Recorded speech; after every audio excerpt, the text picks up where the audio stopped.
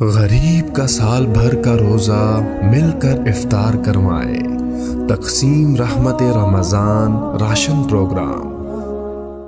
السلام علیکم ورحمۃ اللہ وبرکاتہ۔ الحمد للہ وکفی وسلام علی عبادہ الذین اصطفیٰ وخاصۃ علی محمد رسول اللہ صلی اللہ تعالی علیہ وسلم۔ اما بعد فاعوذ باللہ من الشیطان الرجیم، بسم اللہ الرحمن الرحیم۔ وَكَذَلِكَ جَعَلْنَاكُمْ أُمَّةً وَسَطًا لِتَكُونُوا شُهَدَاءَ عَلَى النَّاسِ۔ اور ہم نے تمہیں اعتدال والی امت بنایا تاکہ تم دنیا کے لوگوں کے سامنے گواہی دے سکو۔ یہ ایک آیت کا ٹکڑا میں نے پڑھا ہے۔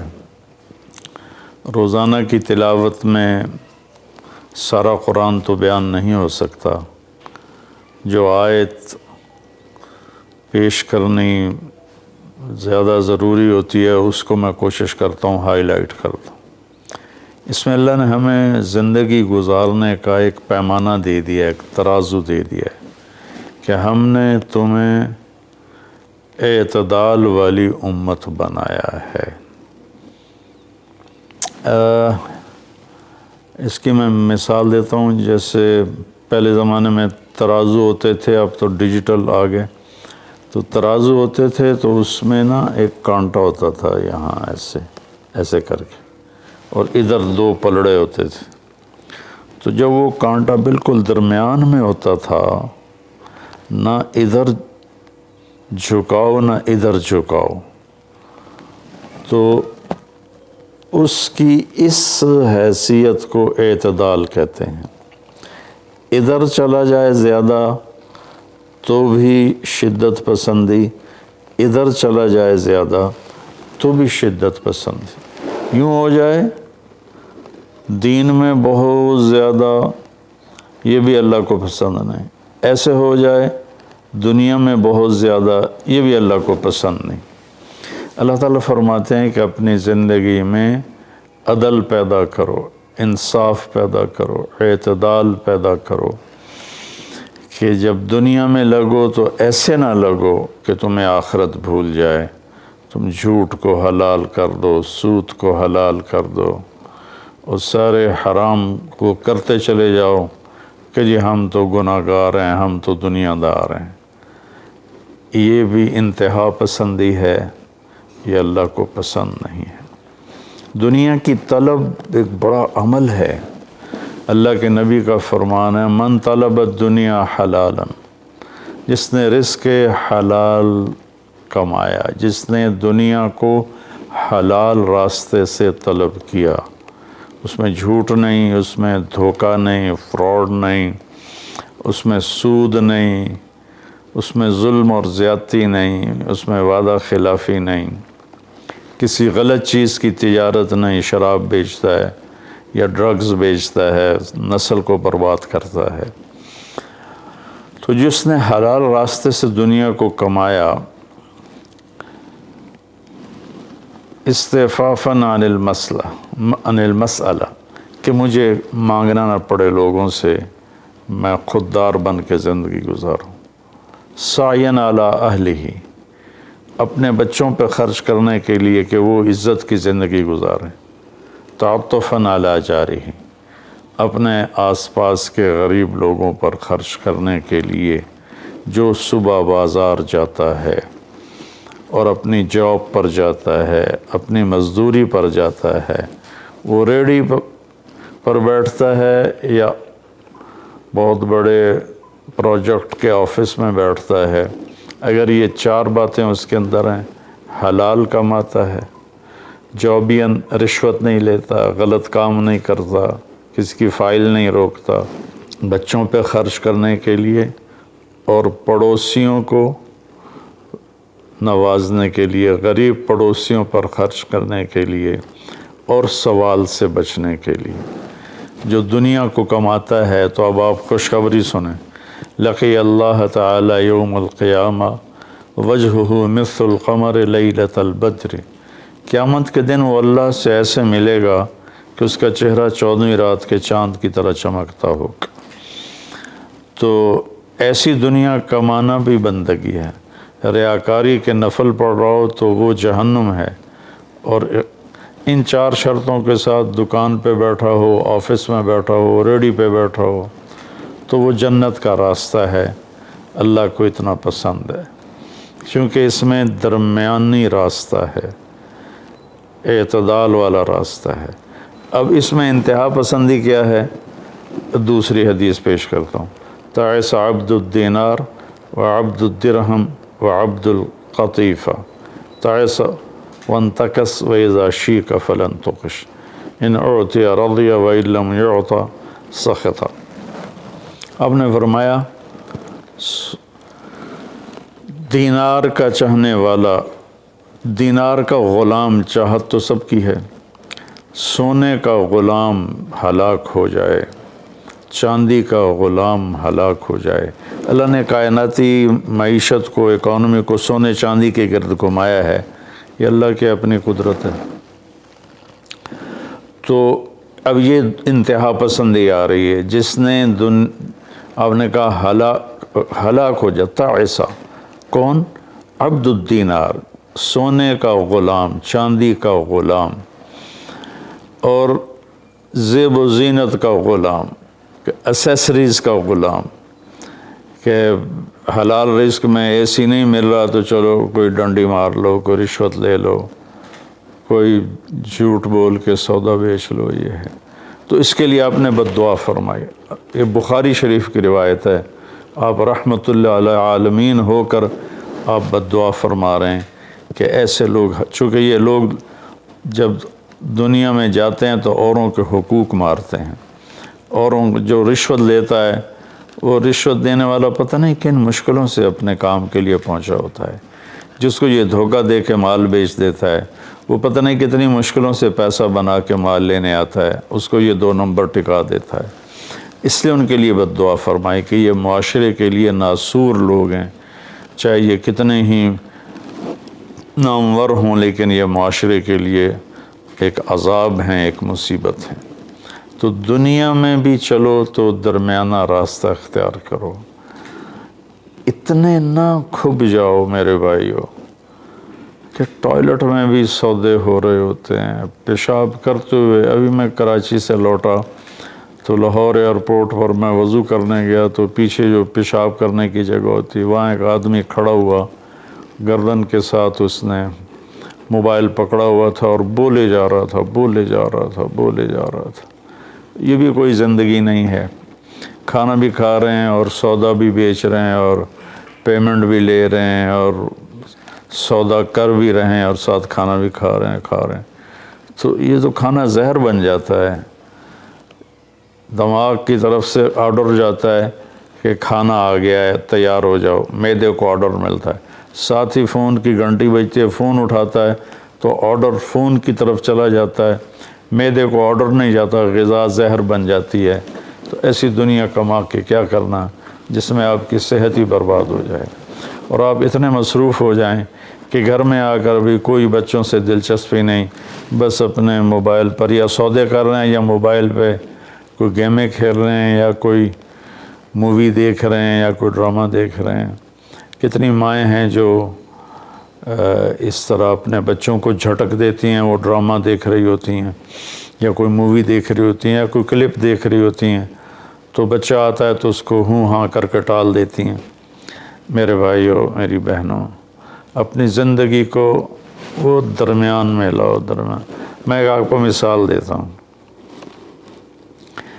گاڑی کے چاروں ٹائر میں ہوا بیلنس ہو تو گاڑی صحیح چلتی ہے، چاہے ایف ایکس کیوں نہ ہو، اور اگر ہوا اوپر نیچے ہے، بیلنس نہیں ہے، تو مرسڈیز بھی ہوگی تو وہ چلنے میں آپ کو تکلیف دے گی۔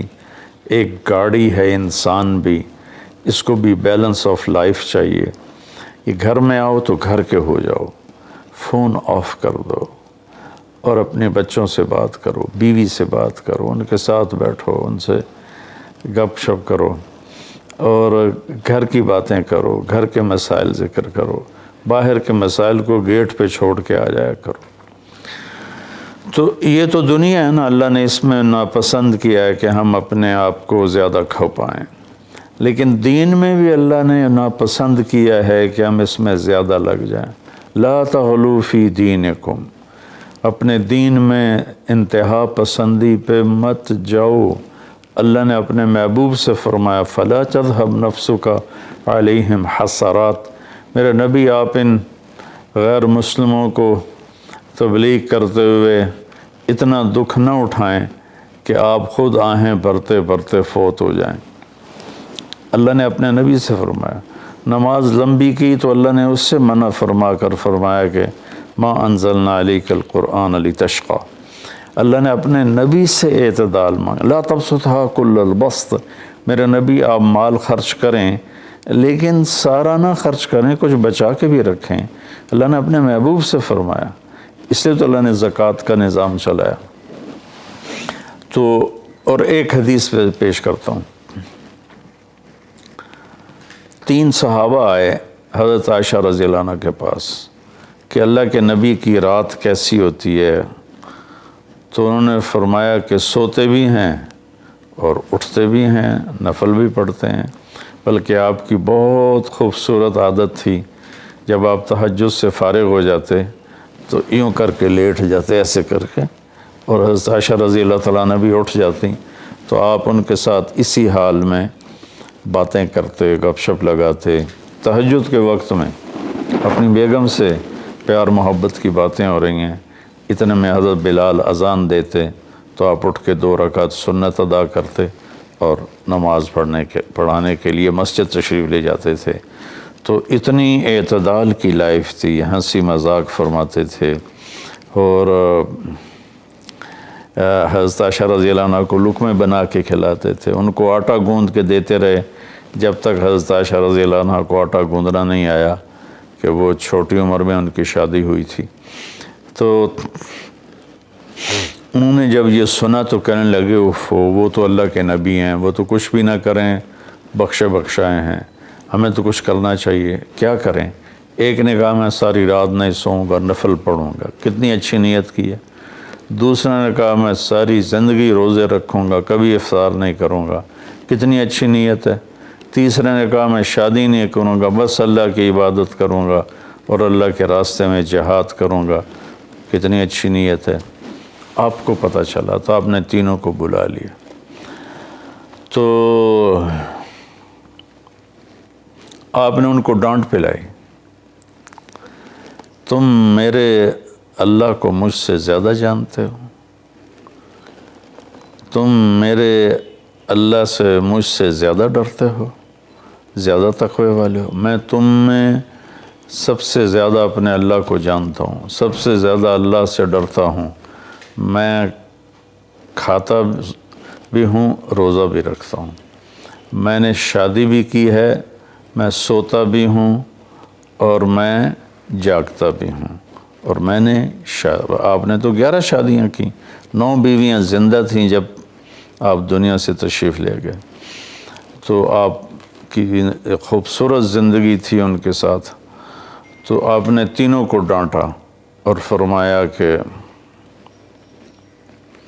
اعتدال کے ساتھ چلو، جس نے کہا میں شادی نہیں کروں گا شادی کرے، جس نے کہا میں روزہ نہیں چھوڑوں گا وہ روزہ چھوڑے، کہ مہینے میں 3 روزے رکھو بس،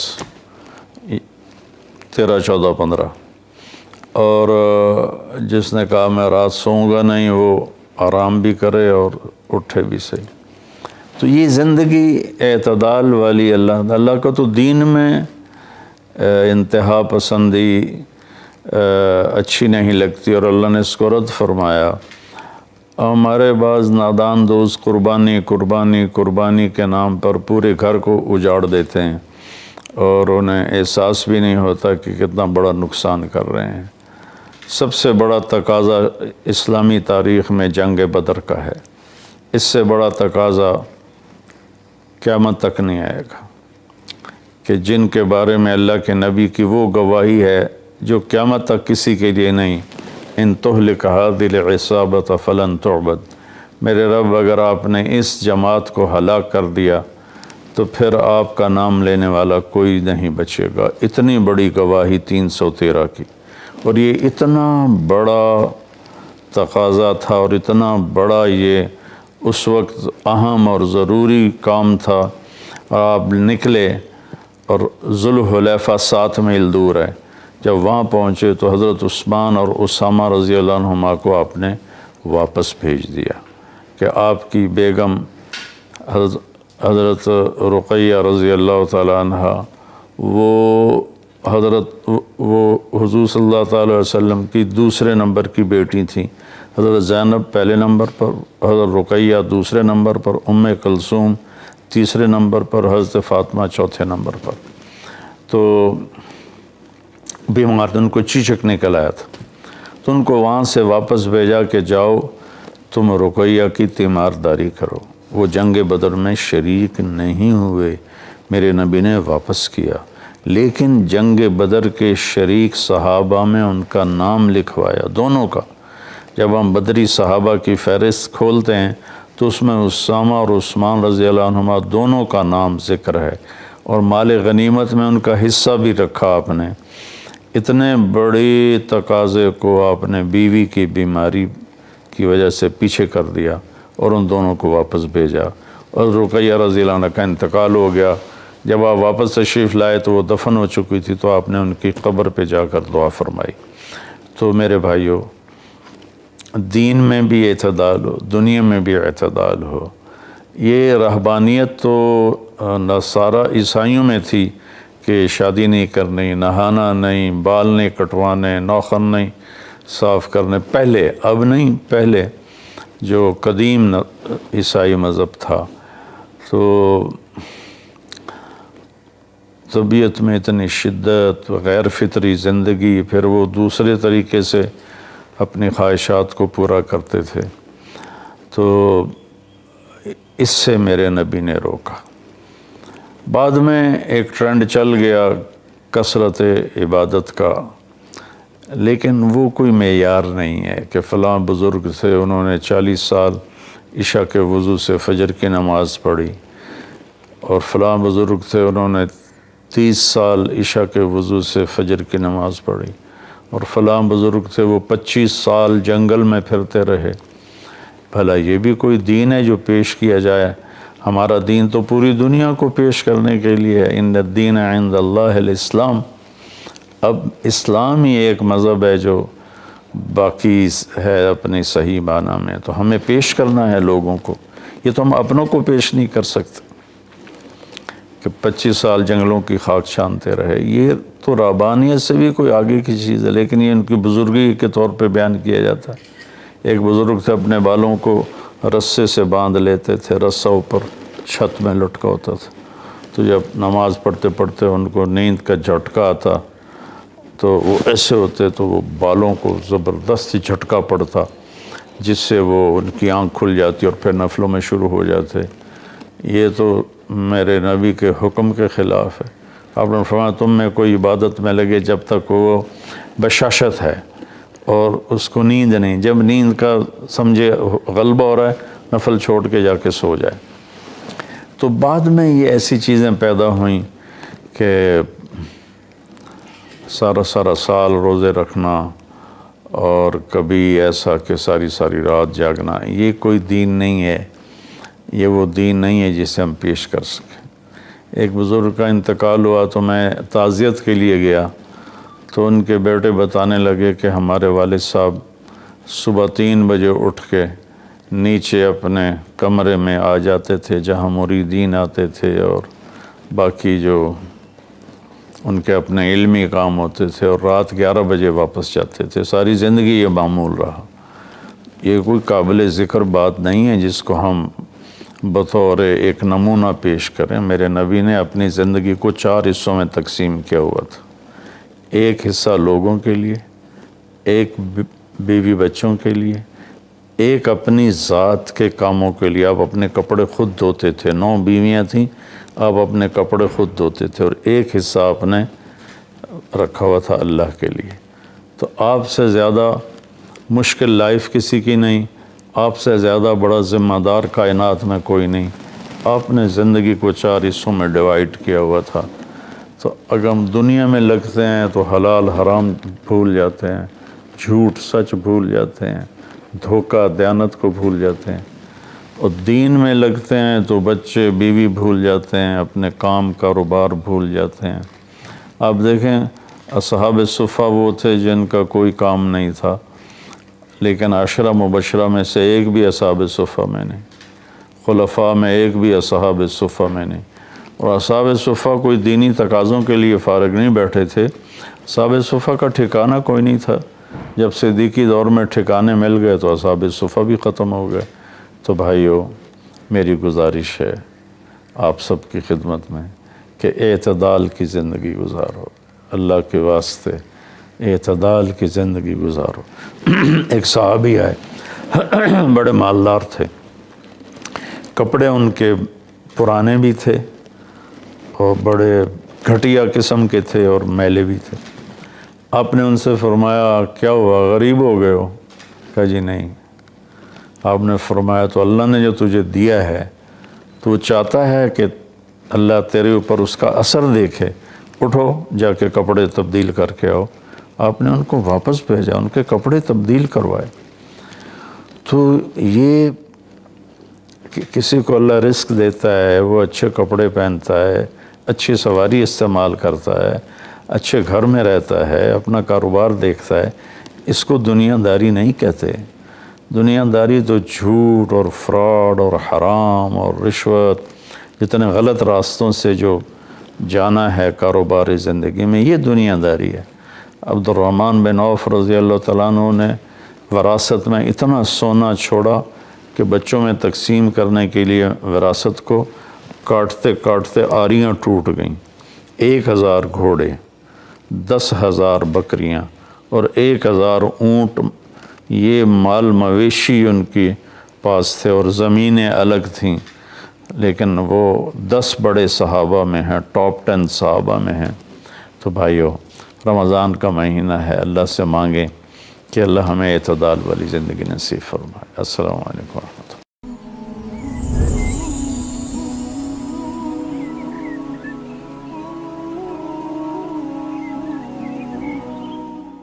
غریب کا سال بھر کا روزہ مل کر افطار کروائے، تقسیم رحمت رمضان راشن پروگرام۔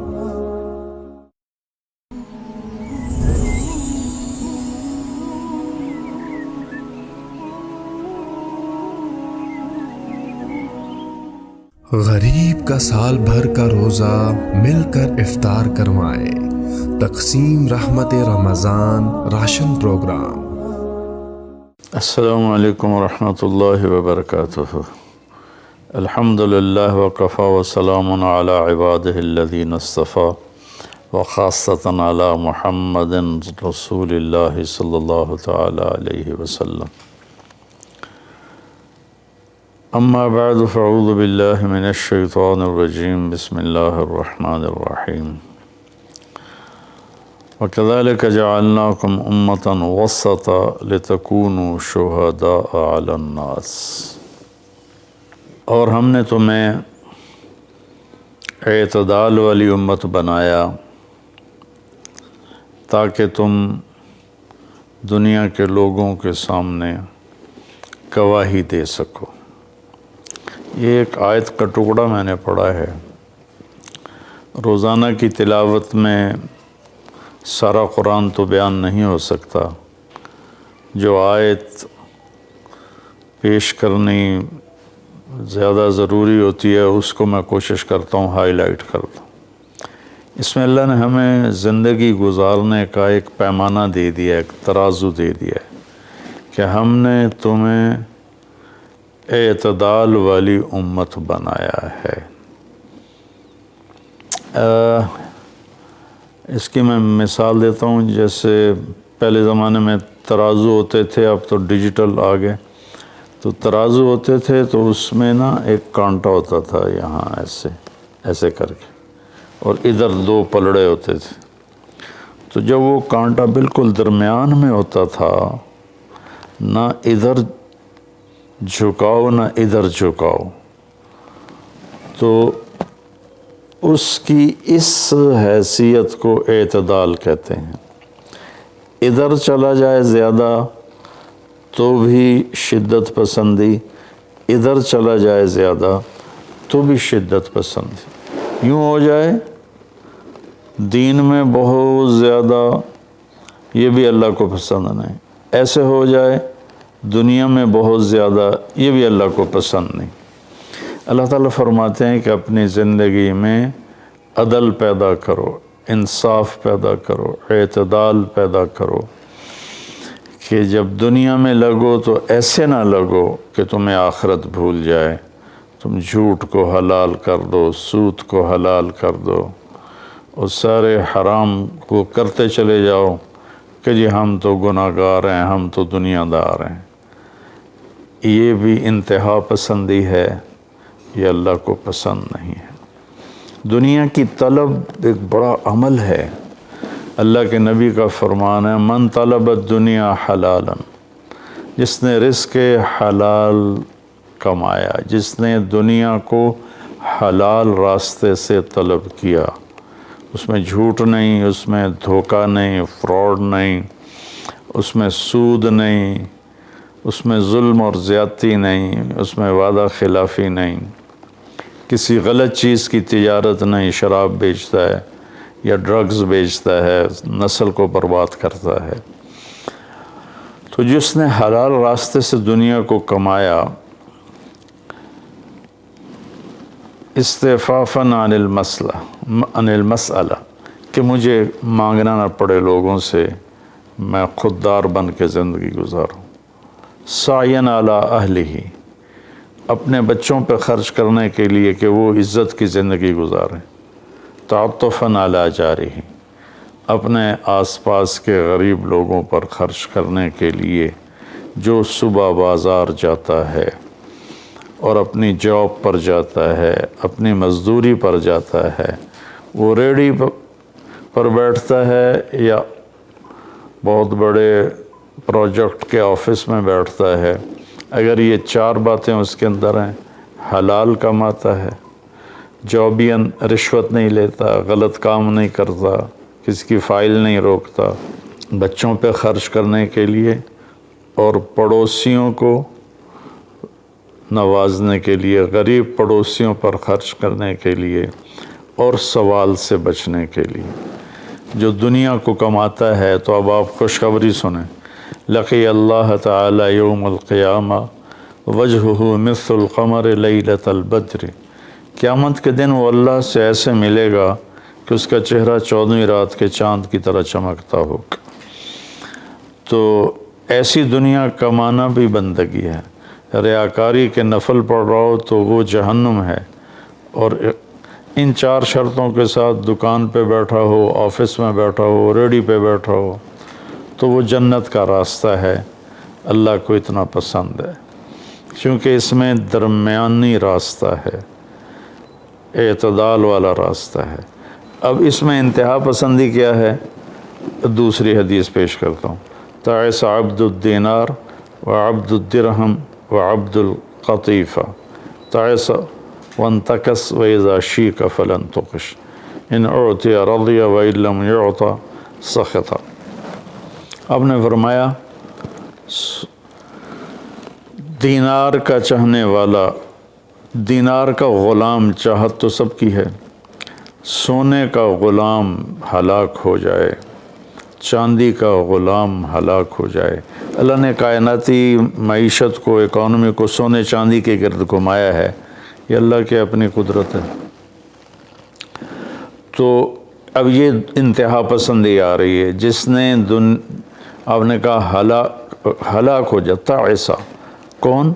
عبد الدینار، سونے کا غلام، چاندی کا غلام، اور زیب و زینت کا غلام، اسیسریز کا غلام، کہ حلال رزق میں اے سی نہیں مل رہا تو چلو کوئی ڈنڈی مار لو، کوئی رشوت لے لو، کوئی جھوٹ بول کے سودا بیچ لو، یہ ہے۔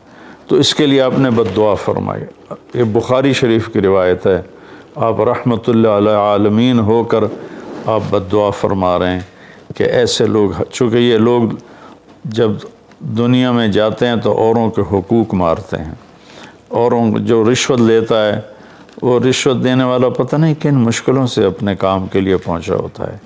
جس کو یہ دھوکہ دے کے مال بیچ دیتا ہے وہ پتہ نہیں کتنی مشکلوں سے پیسہ بنا کے مال لینے آتا ہے, اس کو یہ 2 نمبر ٹکا دیتا ہے.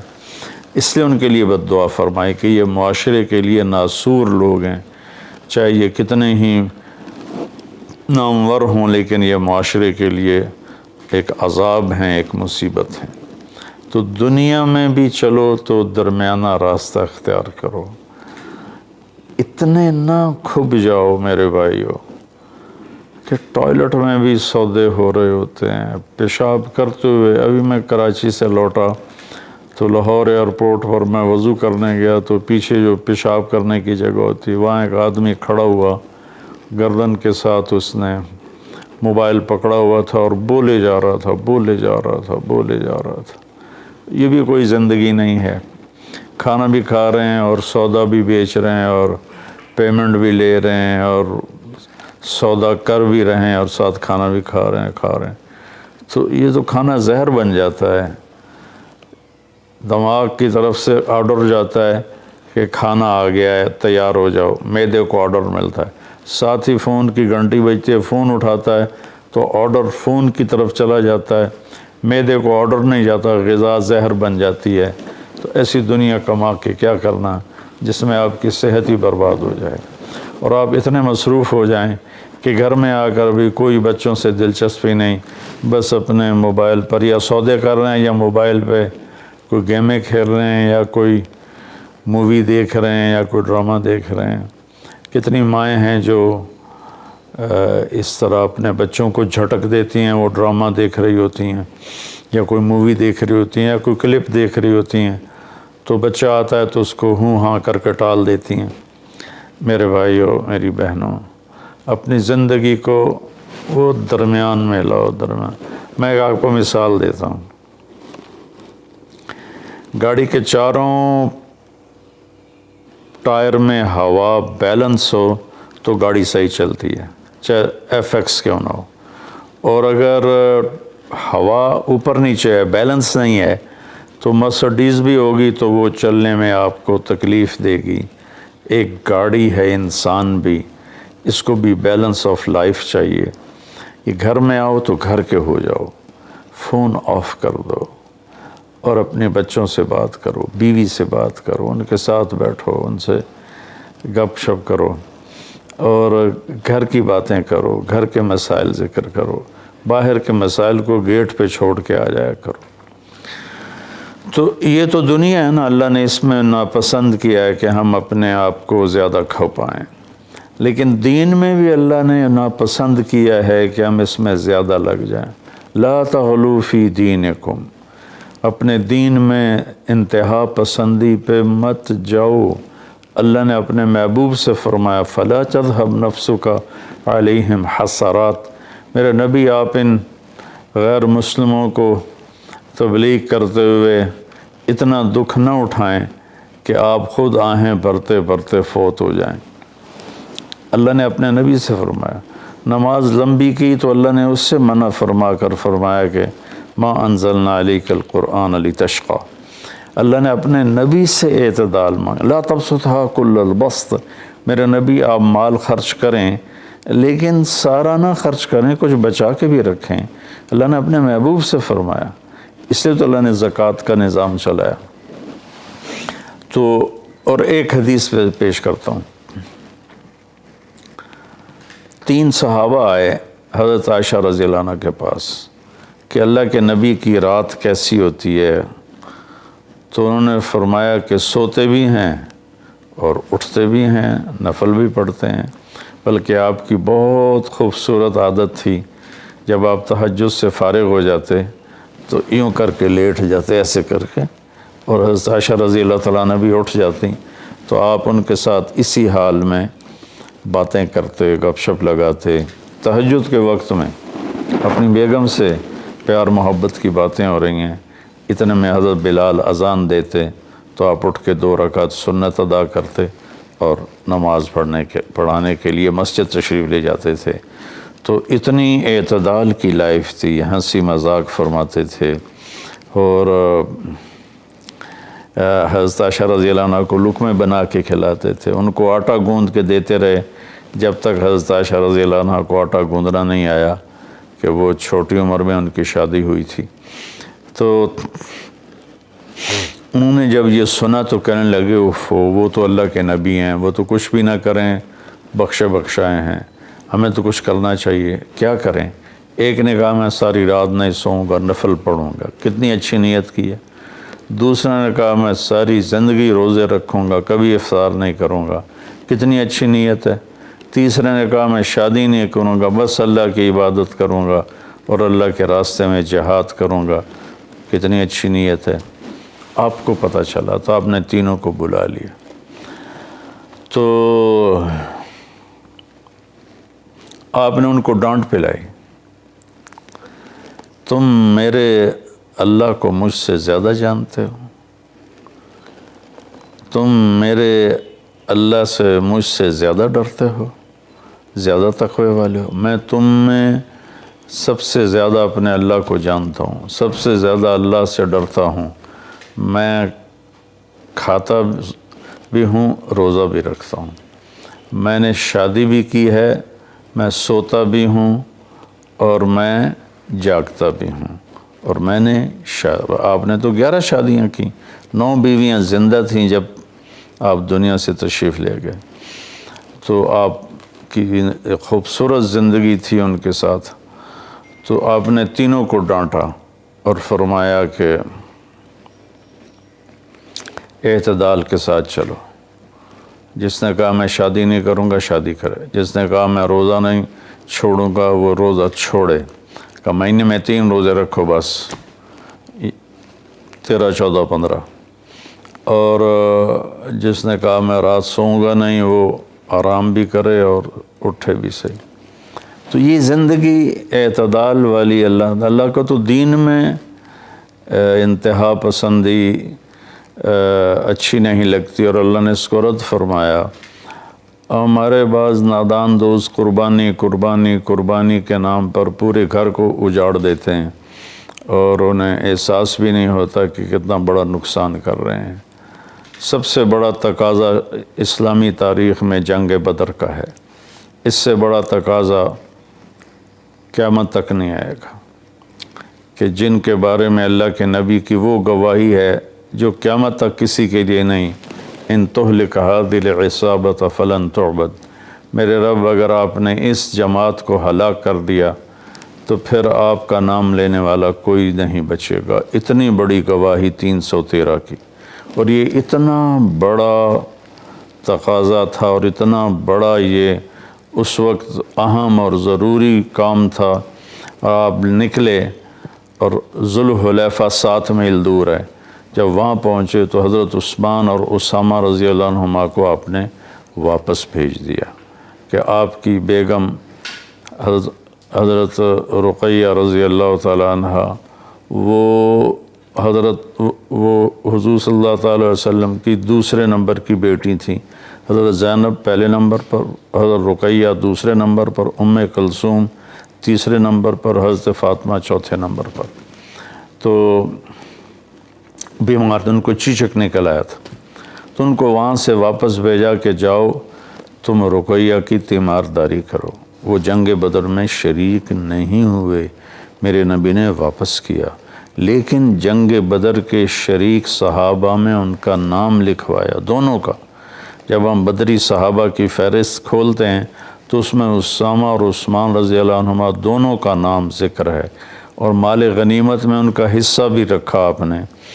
اتنے بڑے تقاضے کو آپ نے بیوی کی بیماری کی وجہ سے پیچھے کر دیا اور ان دونوں کو واپس بھیجا، اور رقیہ رضی اللہ عنہ کا انتقال ہو گیا۔ جب آپ واپس تشریف لائے تو وہ دفن ہو چکی تھی، تو آپ نے ان کی قبر پہ جا کر دعا فرمائی۔ تو میرے بھائیوں، دین میں بھی اعتدال ہو، دنیا میں بھی اعتدال ہو۔ یہ رہبانیت تو نصارہ عیسائیوں میں تھی کہ شادی نہیں کرنی، نہانا نہیں، بال نہیں کٹوانے، ناخن نہیں صاف کرنے، پہلے، اب نہیں، پہلے جو قدیم عیسائی مذہب تھا۔ تو طبیعت میں اتنی شدت، غیر فطری زندگی، پھر وہ دوسرے طریقے سے اپنی خواہشات کو پورا کرتے تھے، تو اس سے میرے نبی نے روکا۔ بعد میں ایک ٹرینڈ چل گیا کثرت عبادت کا، لیکن وہ کوئی معیار نہیں ہے کہ فلاں بزرگ تھے انہوں نے 40 سال عشاء کے وضو سے فجر کی نماز پڑھی، اور فلاں بزرگ تھے انہوں نے 30 سال عشاء کے وضو سے فجر کی نماز پڑھی، اور فلاں بزرگ تھے وہ 25 سال جنگل میں پھرتے رہے۔ بھلا یہ بھی کوئی دین ہے جو پیش کیا جائے؟ ہمارا دین تو پوری دنیا کو پیش کرنے کے لیے ہے۔ ان الدین عند اللہ الاسلام۔ اب اسلام ہی ایک مذہب ہے جو باقی ہے اپنی صحیح معنی میں، تو ہمیں پیش کرنا ہے لوگوں کو، یہ تو ہم اپنوں کو پیش نہیں کر سکتے کہ 25 سال جنگلوں کی خاک چھانتے رہے۔ یہ تو ربانیت سے بھی کوئی آگے کی چیز ہے، لیکن یہ ان کی بزرگی کے طور پہ بیان کیا جاتا ہے۔ ایک بزرگ تھے اپنے بالوں کو رسے سے باندھ لیتے تھے، رسہ اوپر چھت میں لٹکا ہوتا تھا، تو جب نماز پڑھتے پڑھتے ان کو نیند کا جھٹکا آتا تو وہ ایسے ہوتے تو وہ بالوں کو زبردستی جھٹکا پڑتا، جس سے وہ ان کی آنکھ کھل جاتی اور پھر نفلوں میں شروع ہو جاتے۔ یہ تو میرے نبی کے حکم کے خلاف ہے۔ آپ نے فرمایا تم میں کوئی عبادت میں لگے جب تک وہ بشاشت ہے اور اس کو نیند نہیں، جب نیند کا سمجھے غلبہ ہو رہا ہے نفل چھوڑ کے جا کے سو جائے۔ تو بعد میں یہ ایسی چیزیں پیدا ہوئیں کہ سارا سال روزے رکھنا، اور کبھی ایسا کہ ساری رات جاگنا، یہ کوئی دین نہیں ہے، یہ وہ دین نہیں ہے جسے ہم پیش کر سکیں۔ ایک بزرگ کا انتقال ہوا تو میں تعزیت کے لیے گیا، تو ان کے بیٹے بتانے لگے کہ ہمارے والد صاحب صبح 3 بجے اٹھ کے نیچے اپنے کمرے میں آ جاتے تھے جہاں مریدین آتے تھے اور باقی جو ان کے اپنے علمی کام ہوتے تھے، اور رات 11 بجے واپس جاتے تھے۔ ساری زندگی یہ معمول رہا۔ یہ کوئی قابل ذکر بات نہیں ہے جس کو ہم بطور ایک نمونہ پیش کریں۔ میرے نبی نے اپنی زندگی کو 4 حصوں میں تقسیم کیا ہوا تھا۔ ایک حصہ لوگوں کے لیے، ایک بیوی بچوں کے لیے، ایک اپنی ذات کے کاموں کے لیے۔ آپ اپنے کپڑے خود دھوتے تھے، 9 بیویاں تھیں، آپ اپنے کپڑے خود دھوتے تھے، اور ایک حصہ آپ نے رکھا ہوا تھا اللہ کے لیے۔ تو آپ سے زیادہ مشکل لائف کسی کی نہیں، آپ سے زیادہ بڑا ذمہ دار کائنات میں کوئی نہیں۔ آپ نے زندگی کو 4 حصوں میں ڈیوائیڈ کیا ہوا تھا۔ تو اگر ہم دنیا میں لگتے ہیں تو حلال حرام بھول جاتے ہیں، جھوٹ سچ بھول جاتے ہیں، دھوکہ دیانت کو بھول جاتے ہیں، اور دین میں لگتے ہیں تو بچے بیوی بھول جاتے ہیں، اپنے کام کاروبار بھول جاتے ہیں۔ آپ دیکھیں اصحاب صفہ وہ تھے جن کا کوئی کام نہیں تھا، لیکن 10 مبشرہ میں سے ایک بھی اصحاب صفہ میں نہیں، خلفاء میں ایک بھی اصحاب صفہ میں نہیں۔ اور اصحاب صفہ کوئی دینی تقاضوں کے لیے فارغ نہیں بیٹھے تھے، اصحاب صفہ کا ٹھکانہ کوئی نہیں تھا۔ جب صدیقی دور میں ٹھکانے مل گئے تو اصحاب صفہ بھی ختم ہو گئے۔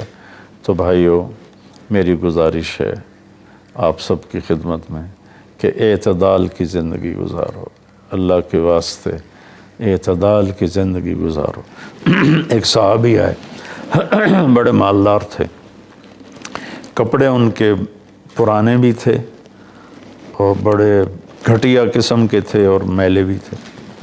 آپ نے ان سے فرمایا کیا ہوا، غریب ہو گئے ہو؟ کہا جی نہیں۔ آپ نے فرمایا تو اللہ نے جو تجھے دیا ہے تو چاہتا ہے کہ اللہ تیرے اوپر اس کا اثر دیکھے، اٹھو جا کے کپڑے تبدیل کر کے آؤ۔ آپ نے ان کو واپس بھیجا، ان کے کپڑے تبدیل کروائے۔ تو یہ کسی کو اللہ رزق دیتا ہے، وہ اچھے کپڑے پہنتا ہے، اچھی سواری استعمال کرتا ہے، اچھے گھر میں رہتا ہے، اپنا کاروبار دیکھتا ہے، اس کو دنیا داری نہیں کہتے۔ دنیا داری تو جھوٹ اور فراڈ اور حرام اور رشوت، جتنے غلط راستوں سے جو جانا ہے کاروباری زندگی میں، یہ دنیا داری ہے۔ عبد الرحمن بن عوف رضی اللہ تعالیٰ عنہ نے وراثت میں اتنا سونا چھوڑا کہ بچوں میں تقسیم کرنے کے لیے وراثت کو کاٹتے کاٹتے آریاں ٹوٹ گئیں، 1000 گھوڑے، 10,000 بکریاں اور 1000 اونٹ، یہ مال مویشی ان کے پاس تھے، اور زمینیں الگ تھیں، لیکن وہ 10 بڑے صحابہ میں ہیں، ٹاپ 10 صحابہ میں ہیں۔ تو بھائیو، رمضان کا مہینہ ہے، اللہ سے مانگیں کہ اللہ ہمیں اعتدال والی زندگی نصیب فرمائے۔ السلام علیکم ورحمۃ اللہ۔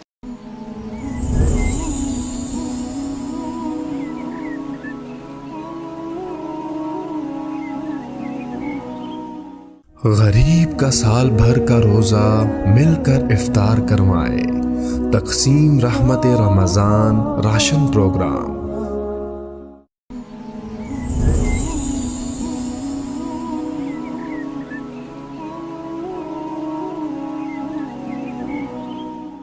غریب کا سال بھر کا روزہ مل کر افطار کروائے، تقسیم رحمت رمضان راشن پروگرام۔ السلام علیکم ورحمۃ اللہ وبرکاتہ۔ الحمد للہ وکفیٰ وسلام علی عبادہ الذین اصطفیٰ وخاصۃ علی محمد رسول اللہ صلی اللہ تعالی علیہ وسلم۔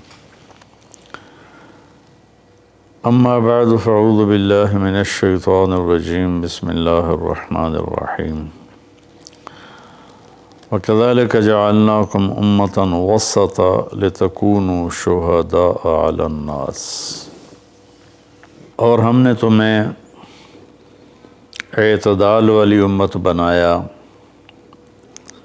تاکہ تم دنیا کے لوگوں کے سامنے گواہی دے سکو۔ یہ ایک آیت کا ٹکڑا میں نے پڑھا ہے۔ روزانہ کی تلاوت میں سارا قرآن تو بیان نہیں ہو سکتا، جو آیت پیش کرنی زیادہ ضروری ہوتی ہے اس کو میں کوشش کرتا ہوں ہائی لائٹ کر دوں۔ اس میں اللہ نے ہمیں زندگی گزارنے کا ایک پیمانہ دے دیا، ایک ترازو دے دیا ہے کہ ہم نے تمہیں اعتدال والی امت بنایا ہے۔ اس کی میں مثال دیتا ہوں، جیسے پہلے زمانے میں ترازو ہوتے تھے، اب تو ڈیجیٹل آ گئے۔ تو ترازو ہوتے تھے تو اس میں نا ایک کانٹا ہوتا تھا، یہاں ایسے کر کے،